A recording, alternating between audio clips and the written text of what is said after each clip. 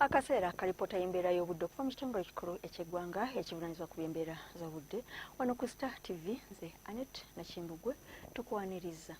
Ekiseera kikyali kya kasambula wadde nga enkuba etonnya biwugiro mu bitundu ebimu mu ggwanga era wezaweredde essaawa 3 ez'amakya ga leero ng'eyatonnye ejjinja ewezezza milimitaazi 21.9 ate eyatonnye e Kabale ne Arua ng'ewezezza milimitaazi 4.3 ate yo Ettololo ne Masindi lwafuuyiridde.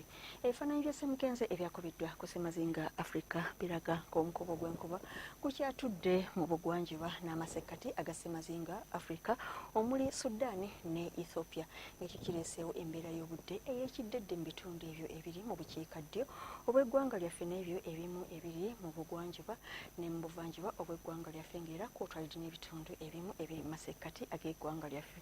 So ng'ate n'empeweevu zikunta okuva ku sseguyanja India nga zidda mu bitundu byaffe okuyita ku nnyanja Nalubaale ng'ekyo kireeseewo obukwatagane bw'empewo ku nnyanja Nalubaale era n'ebitundu ebyo ebimu ebiri mu buvanjuba bw'eggwanga lyaffe nabyo bibaddemu ekiddedde.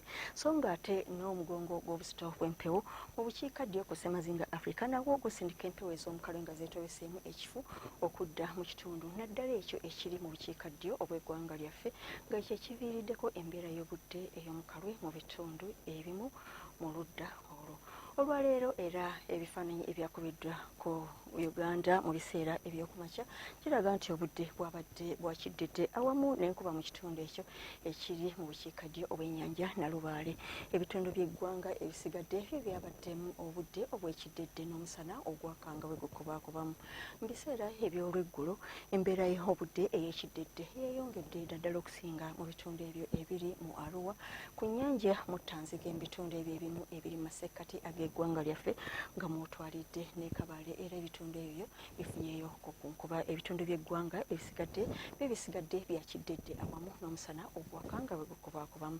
Embeera y'obudde nga bw'esuubirwa okubeera mu biseera eby'enkya ku makya tusuubira enkuba okutonnya mu bitundu ebimu ebyebulunguludde ennyanja Nalubaale mu buvanjuba bw'eggwanga lyaffe mu bukiikakkono okutuukira ddala mu Arua so ng'ebitundu by'eggwanga ebisigadde bisuubirwa okubeeramu omusana ogwaka nga bwe gukubaakubamu.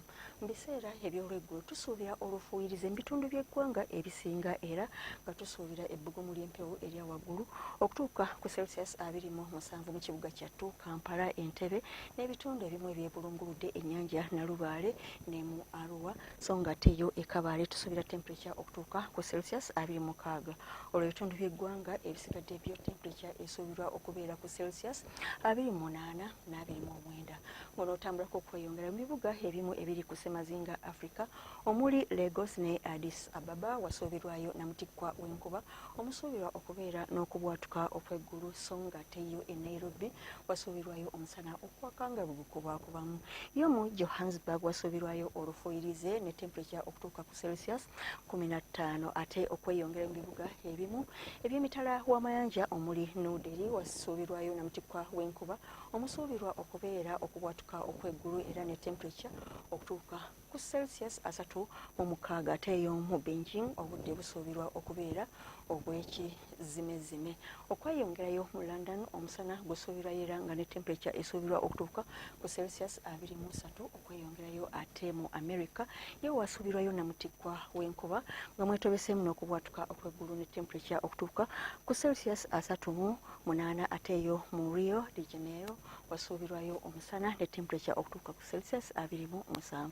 Weebale kubeera naffe akaseera kano era ng'oyagala okumanya ebisingako wano ku by'embeera z'obudde tutuukire ku mutimbagano gwaffe nga bw'ogulaba ku lutimbe olwa Star TV nze Annette Nakimbugwe weeraba.